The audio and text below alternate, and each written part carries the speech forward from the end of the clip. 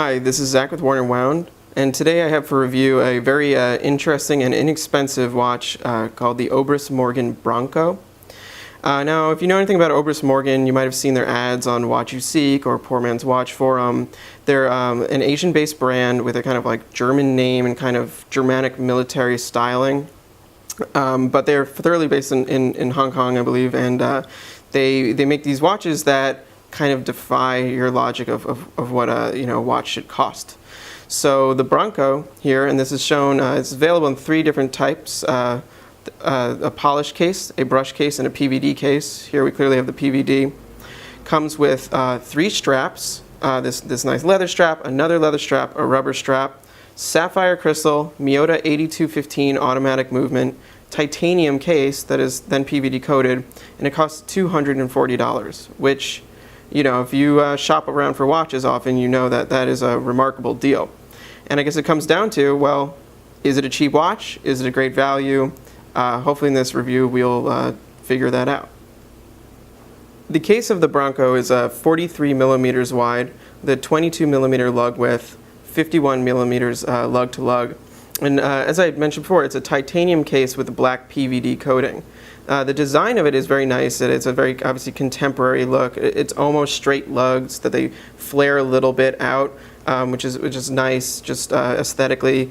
It has this non-rotating bezel that is still textured around, which is a nice look. I think it definitely gives it a kind of an aggressive appearance. This is definitely a very kind of a masculine watch.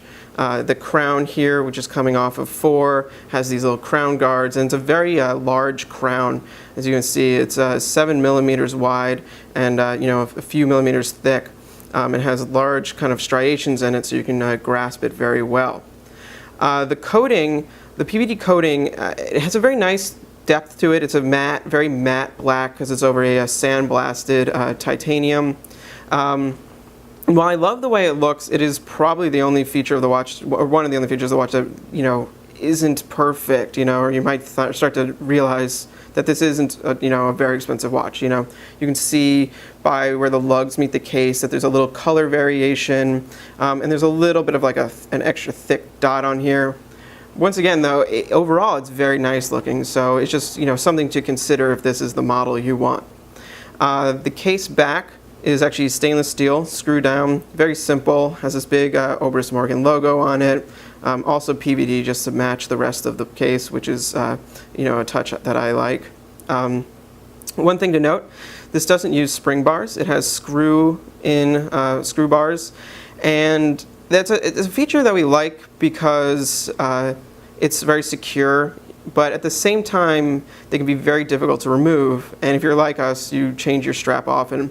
And probably the first time I tried to change it, you'll notice I scraped the lug a little bit and took a little bit of the PVD coating off around the screw itself, which is unfortunate, but it's also not terribly noticeable.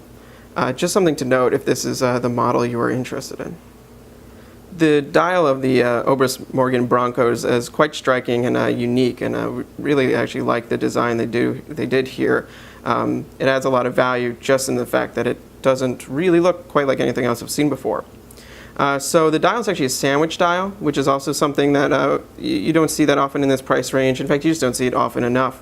And what that means is that there's a layer of lume on a dial essentially beneath this main dial of black and white markings. So where you see lume coming through are actually windows through another layer. It's subtle, but it adds a nice little bit of depth to the face of the watch, and in that adds kind of more perceived value. So now looking at the dial, you have lots of little tick marks going around, marks for each second, then ones for the minute, and then you have these little windows, as I mentioned, going through. Something interesting is that rather than the typical, say, 12, 3, 6, 9 markings for greater significance, you just have this kind of double, I don't know quite what to call them, was fluted shape marking at 12, then a larger marking at 4, and another larger marking at 8, which gives it this kind of interesting triangle shape going on here, which it's just different, it's unique, I quite like it. Now the dial itself is a matte black, which matches perfectly with the PVD case, also very nice. You'll notice there's a bunch of text on here, Obris Morgan, then this reference number here, then superluminova and 200 meters, which is the claimed water resistance of the watch. The text is a little large, I think, it's obviously within the brand's right to promote their company and put it on there. Some people would do it more subtly, or more, but it doesn't look bad. I would actually love to see this watch with a totally sterile dial. I think that would be very cool because it would just give it such an overall blackness and be very kind of interesting and aggressive. Now looking at the hands a bit, you have the hour hand here at around 10 and the minute hand at about 12. They're very similar looking. The 12 is just, the minute hand rather is just a little bit longer and thinner. There could have been a little bit more distinguishing between the two, but they're nicely proportioned to the dial. The real winner, though, of course, is this second hand that's done in this kind of day glow orange that just really pops out and it's very cool.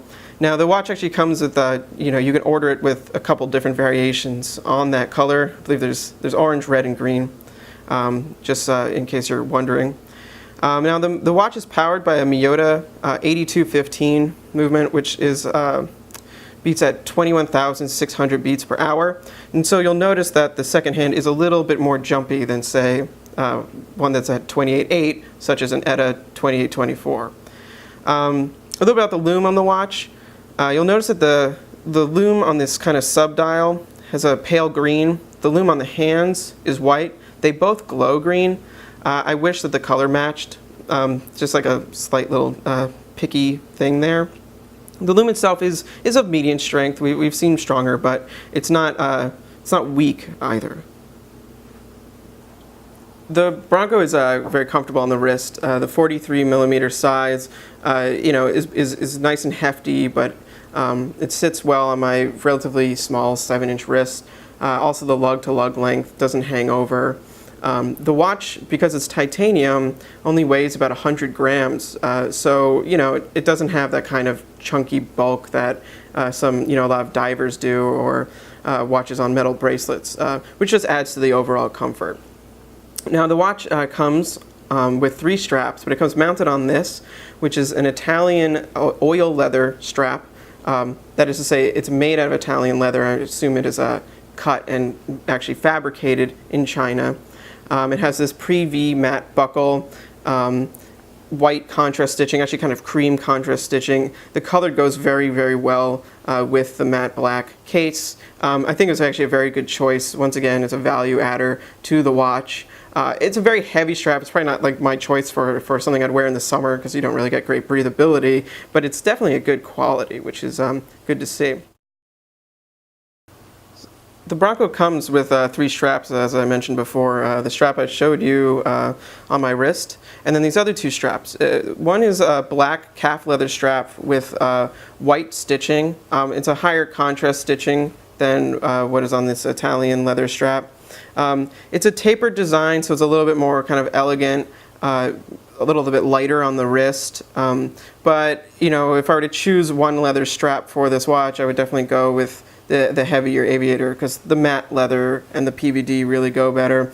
And also here you have a polished buckle, which, if you're really picky, you might not want with your PVD case.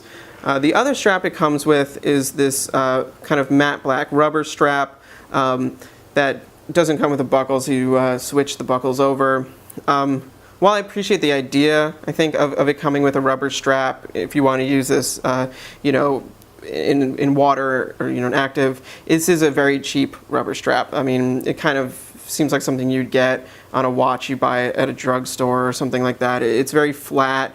It just doesn't have a really nice feeling to it, and there's also some molding issues around the lugs, which, I mean, you could cut off with an X-Acto knife, but, do you really want to do that? So, to me the question is, it's really great that it comes with these 3 straps. That's value added, but if they're not necessarily the right straps, would you want them there? For me, for the look of the watch, I would think that it could come with this, and then what I'm going to show you in a second, which is a nice contrasting NATO strap, which just works so well with the aesthetic of the Branco. So I just want to show you what the Branco looks like on a military green NATO strap with black hardware. It's a nice one that we've actually used in reviews before. I think this is just perfect. This is the way you kind of want the watch to look as an alternate, say, to the black leather strap. If I were to kind of package this watch myself with a couple things, it would be the leather and the NATO, because the NATO provides a lighter weight option, a more breathable option, one that you don't mind getting wet. But then just in terms of the color and the look, I mean, the green and the black kind of are very kind of military looking. The green plays off of the orange well. It plays off of the slight pale green of the sandwich dial. It's just the perfect look. This is the way I would prefer to wear the watch. The Obris Branco comes in this Pelican-style case, which is very rugged and very overbuilt and sturdy. It's great because it'll obviously protect it in shipping before you get it, but it also, you could keep it in this after the fact. Opening the box up, the watch comes with a lot of extras. You have this thick instruction manual, talks about everything about the watch. You have this little envelope that inside has a tip about winding. It's actually a very nicely printed envelope, I have to say. And then you get to the watch and the accessories about the watch. So it's put in this very dense foam, which is really quite protective. And then the top of the case is this kind of egg carton foam. And then the watch itself sits on a little faux leather pillow. Really great stuff there. And then you have this little compartment which has the extra straps in it, which actually came originally in little plastic envelopes, which I no longer have. It comes with this very nicely presented extra screw bar, which nice to note that the screw bar itself is PVD. Nice touch. And then there's a little warranty card. So, I mean, that's the packaging. It's really quite a lot, I think, to come with a watch of this price, and once again, is a value adder. So to kind of wrap everything up, the Obris Branco is without a doubt an amazing value. It has a titanium case. The version we talked about here has a PVD coating. It has a sapphire anti-reflective coated crystal. It has a Miyota 8215 automatic movement in it. It comes with 3 straps. One is, as the one that's on here right now, is a Italian leather strap of very decent quality. It comes in a way overbuilt Pelican-style case, and it only costs $240. In fact, I believe it's also $230 if you get it without the PVD coating. So, is it a perfect watch? No. It's not. I mean, what watch is? This is an inexpensive watch, though, that's trying really hard and I think succeeds in many ways. It looks really cool. It has a unique dial design. It has, cool little style points like the off-center crown and the bright orange seconds hand. Are there things I might have changed? Of course, but I think I'm being picky just because I want this to be like that super kind of cult watch for the price range, kind of like something like a Maritech Pilot, how that has gotten just so popular. I'd personally like to see it with a sterile dial, and I'd like to see it when it come with just 2 strap options. This very nice leather strap it already comes with, and just a nylon NATO that kind of brings out some of the more kind of aggressive military look. All in all, though, it's a really cool watch, and I'm sure you'd be happy with it if you're interested in it. So thanks for viewing. This is once again Zach at Worn and Wound. Check us out on Twitter, YouTube, Facebook, Tumblr, and just come again. Thank you.